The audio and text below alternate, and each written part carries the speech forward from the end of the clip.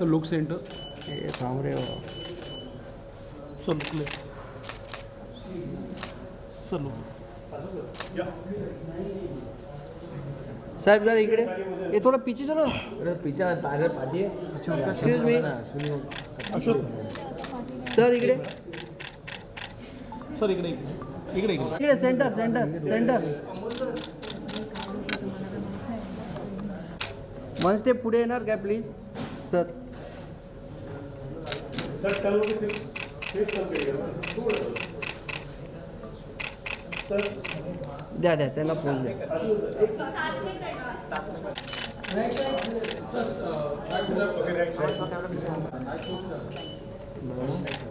Centre sir से sir left ठीक आहे इकडे म्या सर तिघे तिघे इकडे प्लीज इनो मारले मॅमचं सोडून हां ठीक आहे झालं नाही नाही नाही. सर दोघांचा हां काय मुंजरा धक्का मार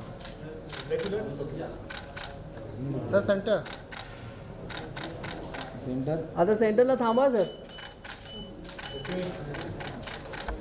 सर परत करवून या sir sir sir sir madam solo madam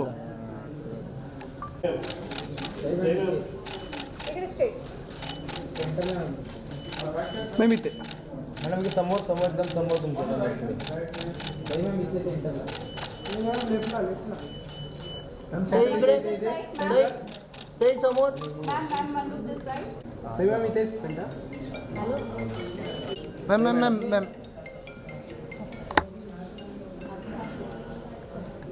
इथे समोर सई इकडे सही इकडे थँक्यू सई लाईट नाही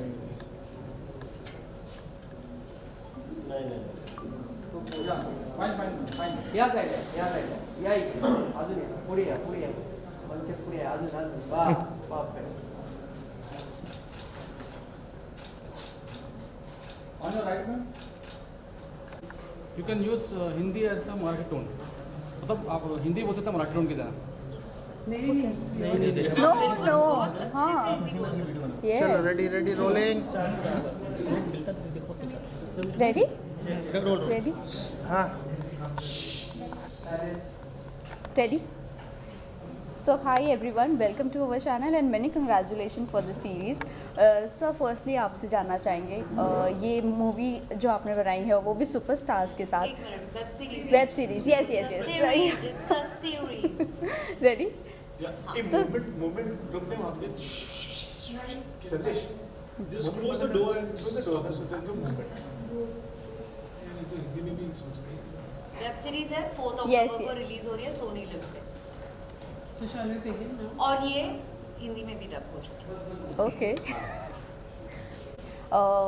आपने सब सुपरस्टार्स को एक साथ लेकर आए हो और कह सकते हैं आपकी करियर का एक टर्निंग पॉइंट होगा और how was your experience with working with superstars turning point मतलब बिगिनिंग पॉइंट ही है लेकिन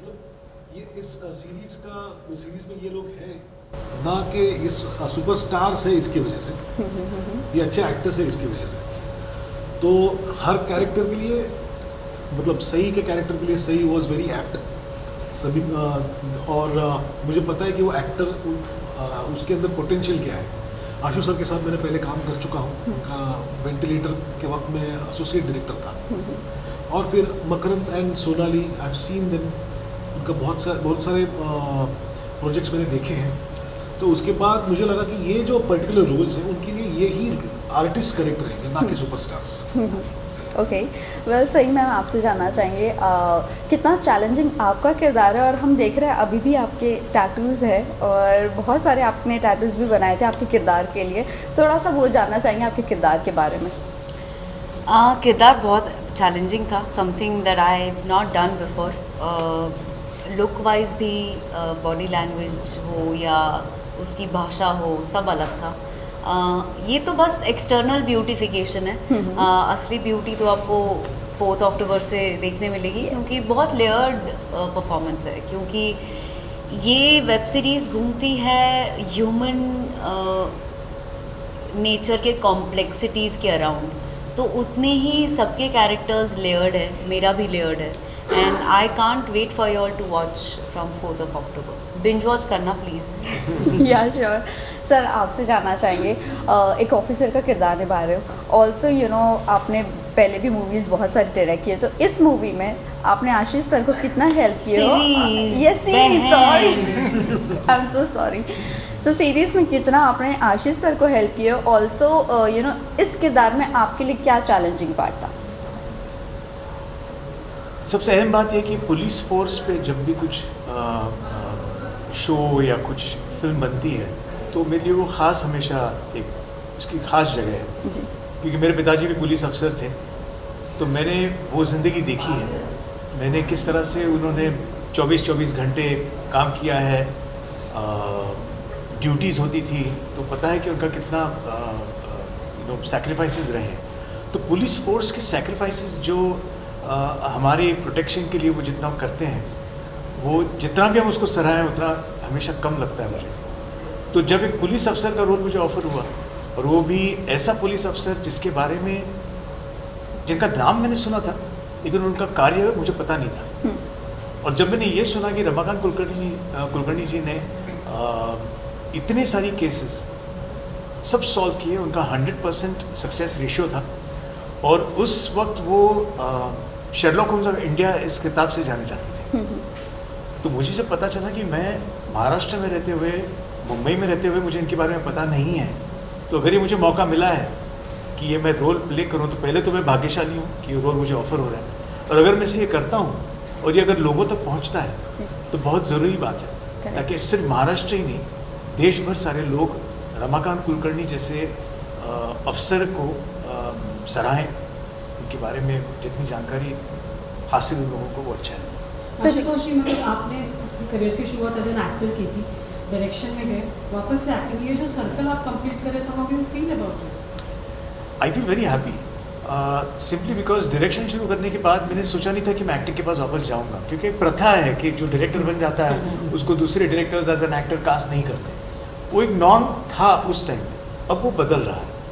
और इसलिए जब मुझे वेंटिलेटर में राजेश मापुस्कर ने कास्ट किया, या मुझे अभी समीर सक्सेना, अमित गुलानी, इन्होंने काला पानी में कास्ट किया, तो एक तो वो रोल्स बहुत अच्छे थे, उनकी जो दुनिया थी उस रोल्स की वो बहुत अच्छी थी, और मुझे एक्साइट कर गई। और मुझे हमेशा लगता है कि अगर मैं उस प्रोसेस को एंजॉय नहीं करने वाला हूँ, या वो जो जर्नी अगर मुझे पसंद नहीं होने वाली, तो फिर काम करने का मतलब नहीं है। So when I got offer to play Ramakant Kulkarni by Ashish Bende, जिसकी पहली फिल्म मैंने देखी और मुझे बेहतरीन लगी, उसको इतना अवार्ड्स मिले वो तो दूसरी बात है, लेकिन फिल्म बहुत ही दर्जेदार है और बहुत बारीकी से उसने बनाई है।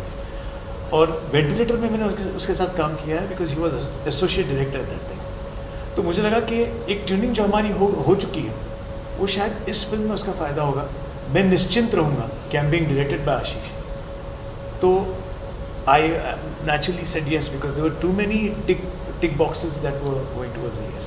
ऑल्सो सर, यू नो आपने कितना रिसर्च किए है और इस किरदार के लिए कितना प्रिपरेशन किए है, कितना आपका होमवर्क था इस किरदार के लिए? You know, इंग्लिश में कहावत है ना, you get food served on a plate. So this is like a project that got served to me on a plate.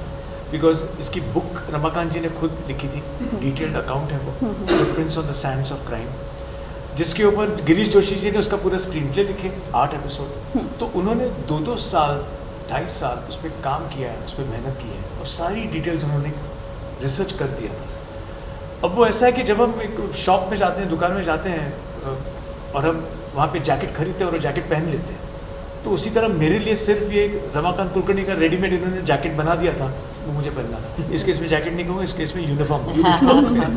Also recently you met Sharad Pawar sir, और 1973 का भी आपने फोटो डाला है और रिसेंट फोटो भी डाला है। How was your experience meeting him, और क्या कुछ यू नो मूवी को लेके आपकी बातचीत हुई, थोड़ा बहुत बताओगे तो? It was a wonderful experience, but I think ये इसका जो इसका जेनेसिस है वो आशीष ज़्यादा जानता है। तो मीटिंग तो हमारी बहुत अच्छी हुई and I was happy to meet him and he gave us best wishes. वो बहुत खुश थे कि मैं रमाकांत जी का रोल निभा रहा हूँ, तो उसके लिए उन्होंने बेस्ट विशेज़ दिए। लेकिन उस मीटिंग में कुछ मज़ेदार बातें हुई जो आशीष आपको बताएंगे। Please sir. रमाकांत जी और शरद पवार जी के बीच में एक अच्छे मैत्रीपूर्ण संबंध थे, लेकिन ये मुझे पहले पता नहीं था। ये रिसर्च के वक्त हमने ये बात जान ली थी, और उसके पहले भी जब रमाकांत जी के वाइफ से हम मिले थे, उनकी फैमिली से जब मिले थे, तब हमें पता चला था कि शरद पवार जी के वो बहुत ही चहेते ऑफिसर थे। ओके।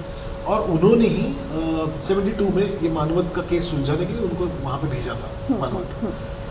तो ये सब सीरीज़ ख़त्म होने के बाद हमने कहा कि चलो एक चांस लेते हैं, उनके दोस्त के ऊपर अगर एक सीरीज़ बन रही है तो पूछ के देखते हैं कि हमको आपसे मिलना है। तो उन्होंने कहा आ जाओ। तो हम लोग गए। तो हमें तो लगा था कि 3 मिनट या 4 मिनट हमें बात करने को मौका मिलेगा, लेकिन हम जब बैठे तो आधे घंटे तक हमारी बातचीत चली। उन्होंने पूरी मानवत की कहानी हमें बताई उनके नज़रिए से, और उन्होंने बहुत ऐसी छोटी छोटी चीज़ें हमें बताई कि जो शायद हम नहीं जानते थे। और ऑफ कोर्स मतलब उनको हम इनकॉर्पोरेट नहीं कर पाते इस सीरीज़ में, लेकिन I was shock to see like no कि उनको इतना ज़्यादा याद है अभी, मतलब आफ्टर 50 ईयर्स ऑलमोस्ट अभी तक उनको ये याद है। सो आपको सॉरी बट जिस तरह उन्होंने बताया उनकी उनके बारे में, आपको लगा कि आपने सीरीज में कहीं ना कहीं कुछ चीज़ें मिस कर दिए हैं? नहीं, कुछ चीज़ें हमने सीजन 2 के लिए रखी है। ये सब सीजन 2 में यूज़ हो जाएगा। Oh that's great. सही, आपका मतलब किरदार जो है रियलिस्टिक, कहानी पूरी रियलिस्टिक है, तो आपके लिए कितना चैलेंजिंग था वो पूरा सीन रिक्रिएट करके हम जो दर्शक है उनको उनमें दहशत फैलाना, कितना चैलेंजिंग था आपके लिए? एक्चुअली समिंद्री का काम दहशत फैलाना नहीं है, वो it's just a reflection of who she is, और वो ऐसी क्यों है ये जानने के लिए आपको सीरीज़ देखनी पड़ेगी। अगर मैंने अभी कुछ बोल दिया तो वो आउट ऑफ कॉन्टेक्स्ट हो जाएगा, तो मैं ये रिक्वेस्ट करूँगी कि आप सीरीज़ देखें और फिर जाने कि वो why she is how she is. There are a lot of reasons, उसकी फैमिली है, सोशल प्रेशर है, बहुत सारी चीज़ें प्ले में आती है जब आप उसको इस तरह से देखती हो। मतलब टू ऐड टू दिस, मतलब I feel very sorry for सही कि ये जो किरदार ये कर रही है ना, अनफॉर्चुनेटली उसके बारे में वो ज़्यादा बता नहीं सकती। अगर कुछ भी एक लफ्ज़ भी यहाँ का वहाँ हो जाए तो शायद अगर दिया तो मज़ा चला जाएगा। मैम आपसे जानना चाहेंगे, सोनाली कुलकर्णी जी का ऑन स्क्रीन आप सिस्टर का किरदार निभा रहे हो, और सो ये जानना चाहेंगे रियल लाइफ में फ्रेंडशिप या सिस्टर कनेक्शन कितना है आप लोगों का, और क्या आगे देख सकते हैं? सोनाली जी को हम मतलब मैं अन्नपूर्णा बोलती हूँ, क्योंकि वो कई बार मैं कॉमेडी शो करती हूँ जज, तो कई बार वो भी बगल की कुर्सी पर बैठी हुई होती है, तो हमारी एक तरह से जोड़ी है, और वो जब भी आती है खाली हाथ कभी नहीं आती है, तो हम सब उन्हें अन्नपूर्णा बुलाते हैं। और अन्नपूर्णा अगर बहन हो आपकी तो सोने पे सुहागा है, मज़ा ही आ गया उनके साथ काम करके। वेल लास्टली आप जाते जाते फैंस एंड व्यूवर्स को क्या कहना चाहोगे सीरीज़ के बारे में?